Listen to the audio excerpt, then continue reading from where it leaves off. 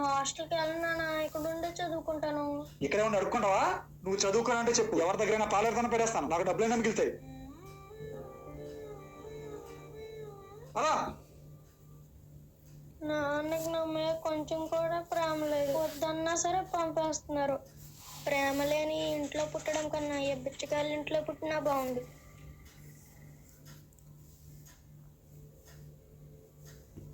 ఎరా ఏమైంది?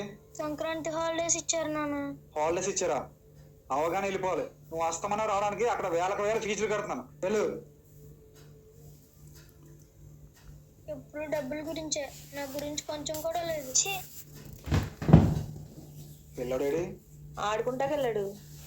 ఆడు చాలా రోజులుగా హాస్టల్ నుంచి వచ్చాడు. ఆడికి నచ్చిన వంటకాలన్నీ చేయమని చేసావా? చేశాను. సెలవులు అయిపోయినాయి కదా అని వెంటనే వెళ్ళిపోద్దని చెప్పు. ఇంకో 2 రోజులు ఉండమను. మనసులో ఇంత ప్రేమ పెట్టుకుని ఎందుకు వాడితో అంత కఠినంగా ఉంటారు?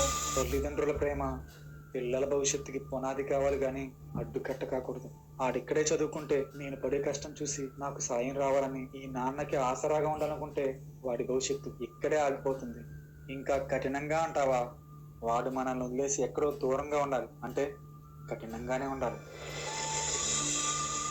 వాడిని బాధించే ప్రేమ కన్నా ద్వేషం వల్లే వాడు అక్కడ ఏ బెంగా లేకుండా ఉండగలుగుతాడు.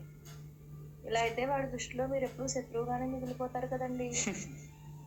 ఈ తండ్రి ప్రేమ రేపు ఆడు తండ్రి అయ్యేగానే తెలుస్తుందిలే. సర్లే, ఆడు వచ్చాక ఎక్కడికి వెళ్ళినాకో ఆడికి ఇష్టమైన ముందుకెళ్ళి తీసుకొస్తాను. ప్రేమ లేని ఇంట్లో పుట్టడం కన్నా ఏ బిచ్చగాళ్ళ ఇంట్లో పుట్టినా బాగుంది. నాన్నని ఎంత తప్పుగా అర్థం చేసుకున్నాను.